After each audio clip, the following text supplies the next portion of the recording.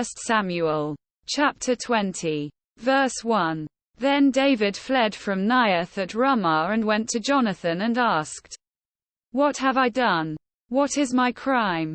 How have I wronged your father, that he is trying to kill me?" Quote. Verse 2. Never.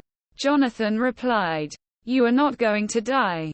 Look, my father doesn't do anything, great or small, without letting me know. Why would he hide this from me? It isn't so." Quote. Verse 3. But David took an oath and said, "Your father knows very well that I have found favor in your eyes." And he has said to himself, "Jonathan must not know this or he will be grieved. Yet as surely as the Lord lives and as you live, there is only a step between me and death." Verse 4. Jonathan said to David, "Whatever you want me to do, I'll do for you." Verse 5. So David said, "Look, tomorrow is the new moon feast, and I am supposed to dine with the king. But let me go and hide in the field until the evening of the day after tomorrow." Verse 6. If your father misses me at all, tell him, David earnestly asked my permission to hurry to Bethlehem, his hometown, because an annual sacrifice is being made there for his whole clan. Verse 7. If he says, "Very well, then your servant is safe." But if he loses his temper, you can be sure that he is determined to harm me. Verse 8. As for you, show kindness to your servant, for you have brought him into a covenant with you before the Lord. If I am guilty, then kill me yourself. Why hand me over to your father? Quote. Verse 9. Never. Jonathan said, "If I had the least inkling that my father was determined to harm you, wouldn't I tell you?" Quote. Verse 10. David asked, "Who will tell me if your father answers you harshly?"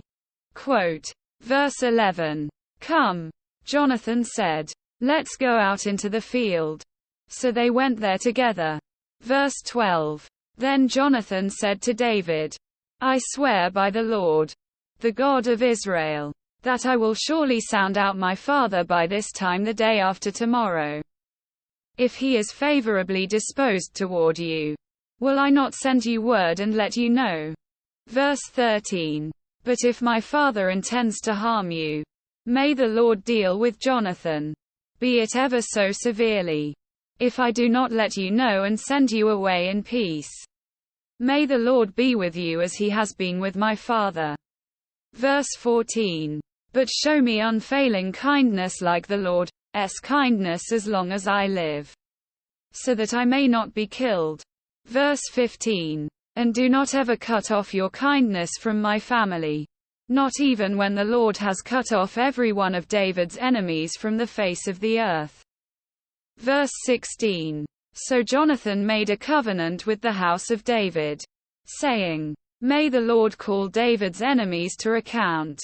Verse 17. And Jonathan had David reaffirm his oath out of love for him, because he loved him as he loved himself. Verse 18. Then Jonathan said to David, "Tomorrow is the new moon feast, you will be missed, because your seat will be empty." Verse 19. The day after tomorrow, toward evening, go to the place where you hid when this trouble began, and wait by the stone Ezel. Verse 20. I will shoot 3 arrows to the side of it, as though I were shooting at a target. Verse 21. Then I will send a boy and say, "Go, find the arrows." If I say to him, "Look, the arrows are on this side of you, bring them here," then come. Because, as surely as the Lord lives, you are safe. There is no danger. Verse 22. But if I say to the boy, "Look, the arrows are beyond you," then you must go, because the Lord has sent you away. Verse 23. And about the matter you and I discussed, remember, the Lord is witness between you and me forever. Verse 24. So David hid in the field. And when the new moon feast came, the king sat down to eat. Verse 25. He sat in his customary place by the wall, opposite Jonathan. And Abner sat next to Saul. But David's place was empty. Verse 26. Saul said nothing that day, for he thought, something must have happened to David to make him ceremonially unclean. Surely he is unclean. Verse 27. But the next day, the second day of the month, David's place was empty again. Then Saul said to his son Jonathan, why hasn't the son of Jesse come to the meal, either yesterday or today? Quote. Verse 28. Jonathan answered, David earnestly asked me for permission to go to Bethlehem. Verse 29. He said, let me go, because our family is observing a sacrifice in the town and my brother has ordered me to be there. If I have found favor in your eyes, let me get away to see my brothers. That is why he has not come to the king's table. Verse 30. Saul's anger flared up at Jonathan and he said to him, you son of a perverse and rebellious woman.